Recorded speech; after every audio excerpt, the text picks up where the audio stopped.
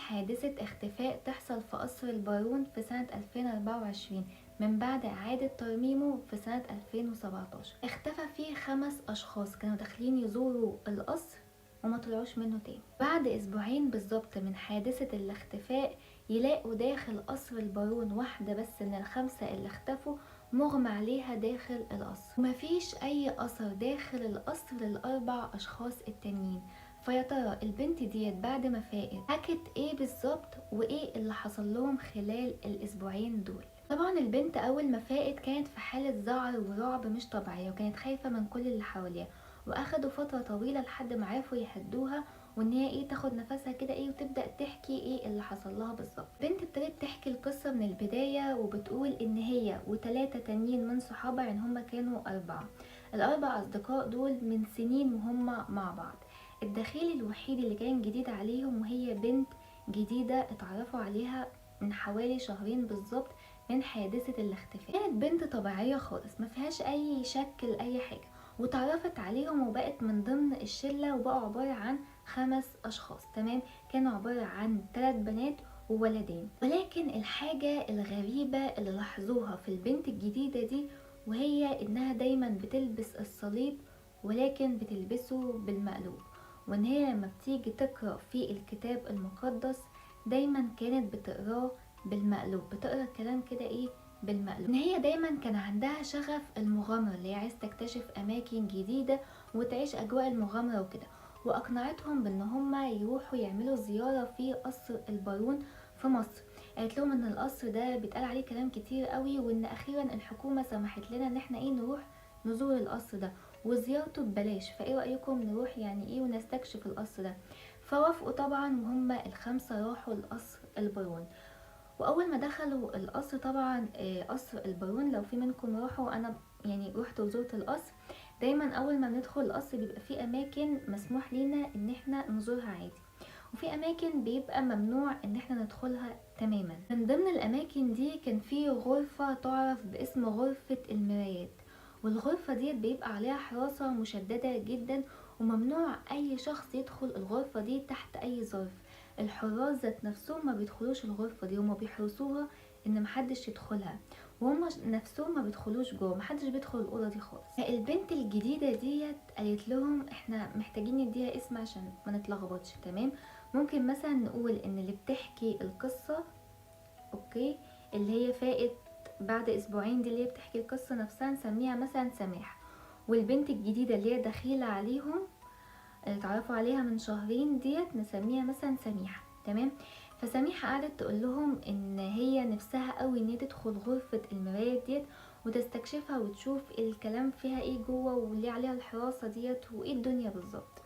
ولكن باقي ال4 اشخاص التانيين ما كانوش مهتمين، عادي فسميحة اقترحت عليهم، قالت لهم ايه رأيكم ان احنا نروح قصر البارون ده، ولكن بعد منتصف الليل، بعد الساعة 12 ما بيبقاش في حد موجود جوه القصر، والحراسة بتبقى موجودة من بره وبس، ومحدش بيبقى حارس غرفة المرايات، فنقدر ساعتها ان احنا ندخل الأوضة دي.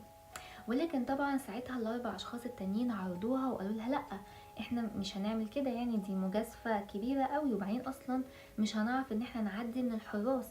قالت لهم لا، سيبوا الكلام ده عليا، انا هعرف ادخلكوا القصر. بعد محاولات كتير قوي، سميحة في النهاية قدرت ان هي تقنع ال4 اصدقاء التانيين بان هم يروحوا قصر البارون بعد منتصف الليل. وطبعا كانوا فاكرين ان دخولهم للقصر ده هيبقى شبه مستحيل بسبب وجود الحراسة الغير طبيعية تبقى موجودة على القصر ده. بس سبحان الله لقوا نفسهم دخلوا القصر بمنتهى السهولة. اللي هو ازاي فجأة سميحة خدتهم راحوا القصر. القصر ده ما كانش عليه حراسة، او الحراس اللي كانوا موجودين كانوا منتبهين في حاجة تانية، فقدروا ان هم يدخلوا القصر بمنتهى السهولة. طبعا محدش فيهم ركز في الاول، قالوا ده توفيق من عند ربنا ولما ده وقالوا جت من عند ربنا وراحوا دخلوا القصر. بالفعل زي ما سميحة قالت لهم ان غرفة المرايات ما كانش عليها اي حراس، الحراس كانوا بره بس، القصر من جوه معلوش ما فيش حد جوه في القصر. وبالفعل قدروا ان هما يوصلوا لغرفة المرايات، وسميحة راحت فتحت الباب، والباب اتفتح معاها بكل سهولة، وال5 دخلوا جوه غرفة المرايات. وفجأة بعد ما هما ال5 دخلوا، راح الباب بتاع غرفة الميلاد اتقفل او اترزع فجأة كده، اللي هو اتقفل بشدة كده. تمام. وفجأة بقى هما الخمسة موجودين جوه داخل غرفة الميلاد محبوسين فيها. ترى ايه اللي حصل لهم بالظبط هما الخمسة داخل غرفة الميلاد؟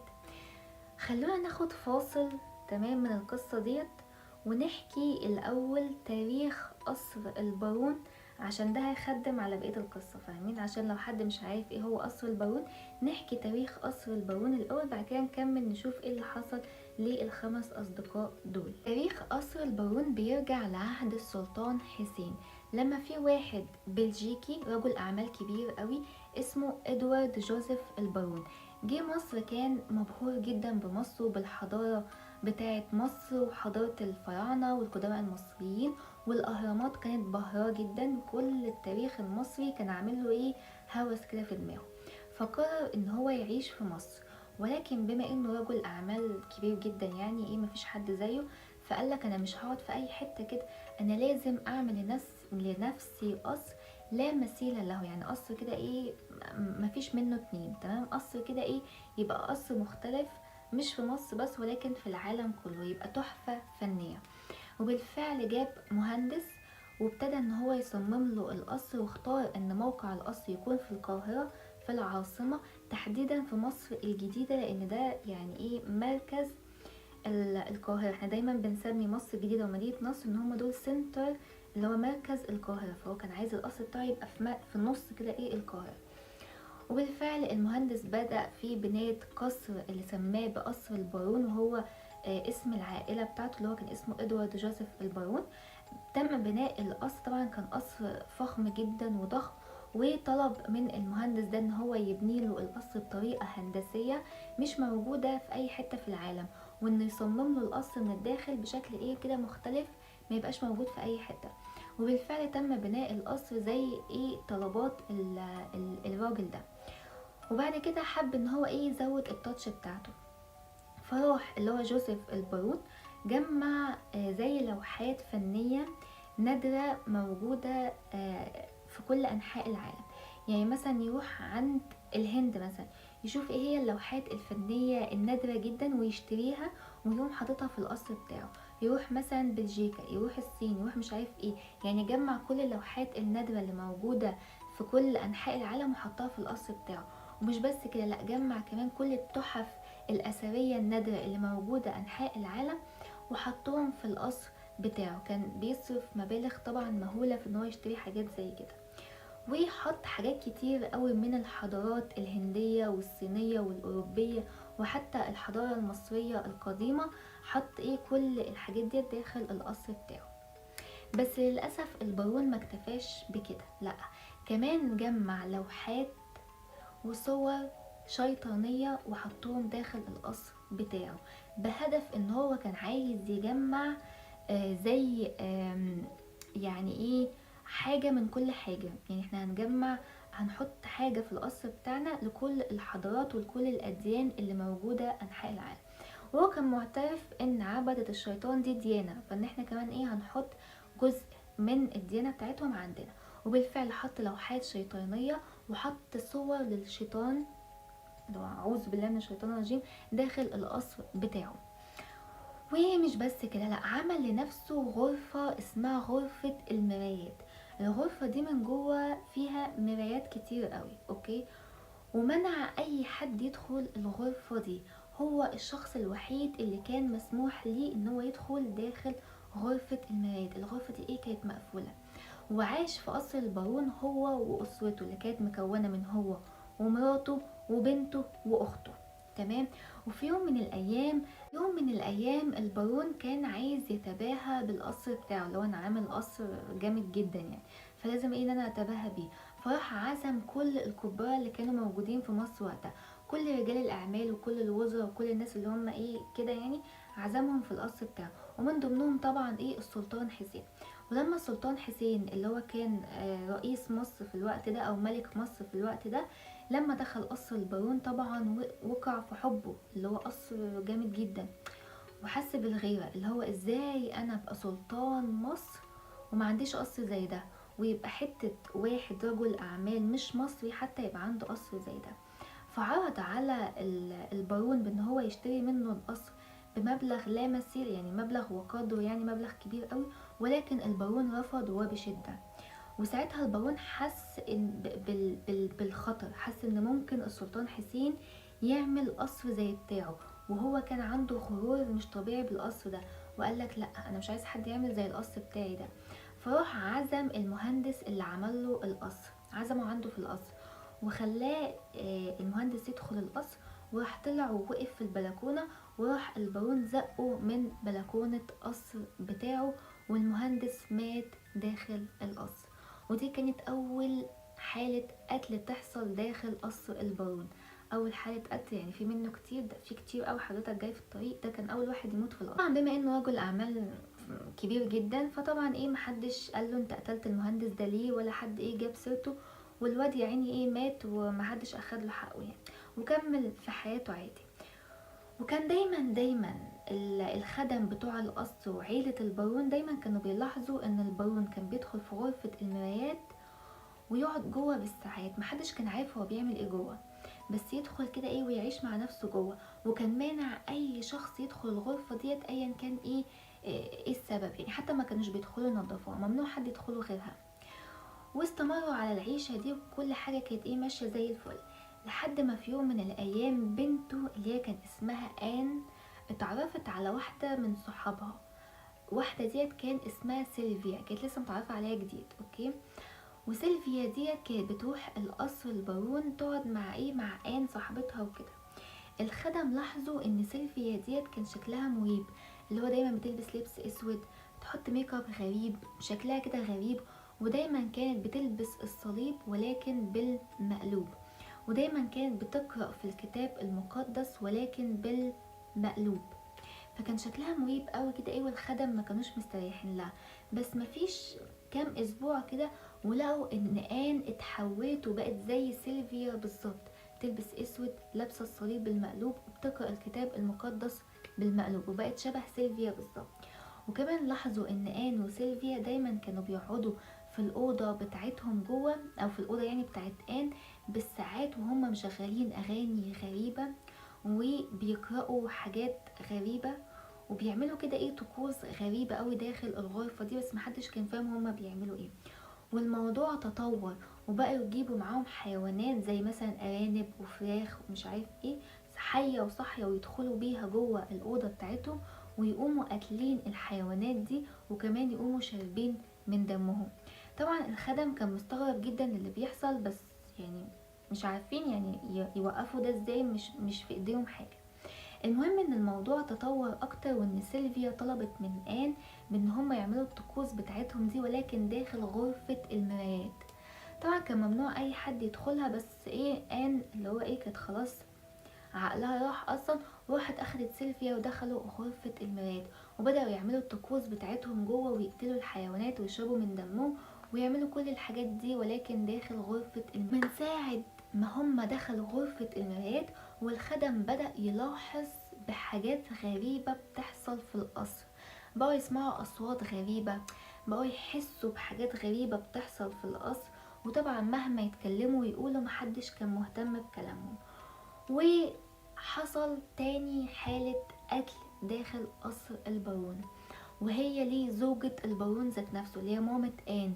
كانت مفروض ان هي نايمة في الأوضة لوحدها، وفجأة سمعوا صوتها وهي عمالة تصرخ، فجريوا عليها ودخلوا الأوضة لقوها مقتولة في السرير بتاعها، مخنوقة يعني زي ما يكون حد خنقها.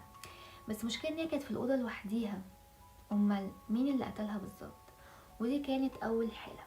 بعديها بحبة أخت البارون اللي هي كان اسمها هيلينا انتحرت، رمت نفسها من البلكونة بتاعة قصر البارون، ومحدش عارف الست دي انتحرت ليه، رغم ان هي كانت طبيعية، كانت عادية يعني، اللي هو مفيش اي ميول انتحار يعني. وكمان مش بس كده، لا ده الخدم بتاع القصر ابتدوا يموتوا واحد ورا التاني بطرق غريبة وغامضة، ومحدش عارف هما كانوا بيموتوا ليه ومين اللي بيقتلهم، لحد ما وصل وبقى فيه 10 من الخدم كلهم ماتوا والباقي هرب. هو يعني احنا شايفين الناس وهي بتموت بطرق غامضة، اكيد مش هنعيش يعني.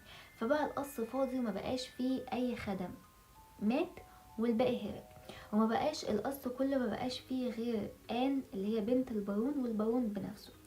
وبعد وقت، بعد فترة يعني، لقوا ان آن كمان انتحرت، ولكن انتحرت داخل غرفة المرايات. قبل انتحار آن كانت آن خلاص اتجننت، وبقى يجيلها زي نوبات صرع ونوبات غضب شديدة جدا. فالبارون ما كانش عارف يعمل ايه مع بنته، لقى ان حاجة الوحيدة اللي بتهدي بنته هو انه يدخلها داخل غرفة المرايات ويسيبها جوه. واول ما بتدخل الأوضة ديت بتسكت، بتهدى. بره الأوضة بتقعد تصرخ، أول ما تدخل الأوضة بتهدى، لحد ما دخل عليها في مرة ولقاها منتحرة داخل غرفة المرايات. ساعتها البارون حس ان يعني عيلته كلها كده ماتت، مراته واخته وبنته، وكان متأكد 100% ان اللي قتل عيلته هو القصر، وان القصر ده هو السبب في وفاة عيلته كلها. فحاول ان هو ينتقم من القصر، وان هو يولع في القصر بتاعه اللي هو كان فرحان بيه وقصر لا مثيل له. ولكن كان كل ما يولع في القصر النار كانت بتهمد، يعني اللي هو انا هولع في القصر ويرميه، يحط بنزين في القصر كله، ولكن يجي يولع النار يلاقي ان النار مفيش نار بتحصل، القصر رافض ان هو يتحرق. فساعتها البارون طبعا اتجنن، عقله راح، وراح ساب مصر باللي فيها، وفضل اللي هو بقى بيمشي في الشوارع مجنون، اللي هو عارفين اللي هو شخص ماشي في الشارع كده وهو يعني مجنون، فاهمين. ولحد ما بعد مرور 20 سنة عرفنا ان البارون مات في لندن في سنة 1927. ومات وهو كان مجنون اصلا، كان خلاص بقى متشرد في الشوارع، لبسه كان قذر جدا، كان مش نظيف، كان يعني متشرد، يعني مات متشرد في الشارع. وكده عائلة البارون كلها ماتت. ولكن هل تفتكروا ان القصر ذات نفسه قصته انتهت مع عائلة البارون؟ لا، العيلة ماتت ولكن القصر ذات نفسه كان مكمل. بعد مرور 20 سنة تانيين بعد موت البارون، ابتدت الجيران اللي هم عايشين حوالين قصر البارون يسمعوا أصوات غريبة قوي جاية من داخل القصر ده. فلما يطلعوا يشوفوا في لقوا ان القصر ده كله بيولع في نار، لدرجة ان الدخان عامل سحابة كبيرة قوي فوق القصر، والقصر كله بيولع.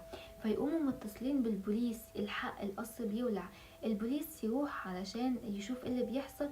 البوليس وهو جاي من بعيد شايف بعينه وهو القصر بيولع، بس اول ما بيوصلوا يلاقوا ان مفيش ولعة ولا حاجة، والقصر سليم مفيهوش اي حاجة. الحوار ده كان بيتكرر كل يوم كل يوم، من بعد الساعة 12 الجيران يشتكوا بسبب ان في اصوات، بعد كده يلاقوا القصر بيولع.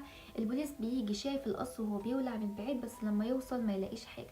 يوم في التاني في التالت وهكذا، لحد ما في يوم من الايام الجيران اشتكوا بان هما بيشوفوا اشخاص بتدخل داخل قصر البارون، وبيسمعوا صوت اغاني وكلام كده مش مفهوم بيحصل داخل القصر ده. فساعتها البوليس راح عشان يشوف في الكلام على ودخلوا القصر من جوه، ودخلوا داخل غرفة المرايات. وساعتها شافوا حاجة كانت أول مرة تحصل في مصر تقريبا. شافوا مجموعة من الناس داخل غرفة المرايات، كلهم لابسين اسود في اسود وواقفين وبيقرأوا كلام غريب كده. وشافوا ان زي في حيوانات كتير مقتولة ومذبوحة، وان هما بيشربوا من دم الحيوانات ده. ولقوا زي في النجمة الخماسية مرسومة داخل غرفة المرايات. طبعا البوليس قبض على الناس ديت، تمام. وساعتها تم اغلاق القصر بالكامل، اللي هو ممنوع اي شخص يدخل القصر ده تحت اي ظرف من الظروف. وعلى الرغم من ان القصر اتقفل تماما وممنوع اي حد يدخله، الا ان الجيران دايما كانوا بيشتكوا ان هم سامعين اصوات غريبة جاية من القصر. والقصر اتقفل بصفة نهائية في عام 1977، وفضل مقفول كده لحد عام 2017 لما الحكومة اعلنت باعادة ترميم للقصر، وان هم خلوه زي تحفة فنية او تبع تحفة اثرية، وضموه للحضارة المصرية، وخلوه زي حاجة تاريخية كده والسياح والمصريين يقدروا ان هم يروحوا ويدخلوا القصر ويزوروه. ولكن خلوا اماكن محددة بس هي اللي مسموح ليهم يزوروها، وقفلوا اماكن تانية منعوا اي حد يدخلها خالص. ومن ضمنها غرفة المرايات اللي اتقفلت بشكل نهائي تماما، اللي هو ممنوع اي حد يدخلها، حتى الحراس ذات نفسهم ممنوع انهم يدخلوا الغرفة دي. وبالفعل من 2017 لحد 24 دايما قصر البارون بيجيله ناس كتير من كل انحاء العالم بيروحوا يزوروه، واتعمل فيه ايفنتات وحفلات كتير، والناس بتروح تنبهر بالتحفة الفنية والهندسة المعمارية اللي معمول بيها قصر البارون. نرجع بقى لقصتنا، يعني ده تاريخ قصر البارون، هو على فكرة تاريخ حقيقي. تمام، ندخل بقى على قصة الخمس أشخاص. بعد ما اتقفل عليهم الغرفة اللي هي غرفة المرايات، لما الباب اتقفل بشكل مفاجئ، فجأة الخمس أشخاص جوه يلاقوا ظهر عليهم ناس تانيين أو مجموعة من الناس كلهم لابسين اسود في اسود. وواحد من الناس دول بص لسميحة وقال لها برافو عليك يا سميحة، عرفت تجيب لنا ال4 ضحايا في الوقت المحدد.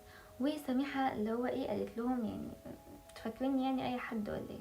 ساعتها سماح والتلات اشخاص التانيين عرفوا بان هم وقعوا في مقلب او حاجة، يعني سميحة هي اللي كانت عاملها له، وان سميحة كانت متفقة مع الاشخاص دول بان هي تجيب لهم ال4 دول، وكل حاجة كانت مترتبة. دخلوا القصر بسهولة، دخلوا غرفة المرايات بسهولة، وفجأة لقوا نفسهم هم ال4 محاطين بالاشخاص اللي هم لابسين اسود في اسود. وفجأة راحوا ال4 اشخاص اللي هي سماح والتلاتة تانيين صحابها ربطوا ايديهم ورجليهم يعني كويس قوي بالحبل وكده، وبدأوا الاشخاص اللي هم لابسين اسود في اسود يقرأوا كلام غريب، وبدأوا في الطقوس بتاعتهم. وكانوا المفروض سماح والتلاتة التانيين هم الضحايا، او اللي هم بنسميه قربان، اللي هي قرابين، يعني كانوا ناويين ان هم يقدموهم كقرابين. وبدأت بالفعل الطقوس، وسماح طبعا من كتر الرعب والخوف لما غمضت عينيها كتير قوي اغمى عليها، ولما فاقت لقيت نفسها يعني لوحديها في غرفة المرايات ديت. لقيت هي في ركن، تمام، وصحابها يعني واحد صاحبها التاني في ركن وواحد في ركن، يعني هما ال4 في كل واحد في ركن كده لوحده، ومش فاهمين هما يعني في الركن ده بيعملوا ايه بالظبط.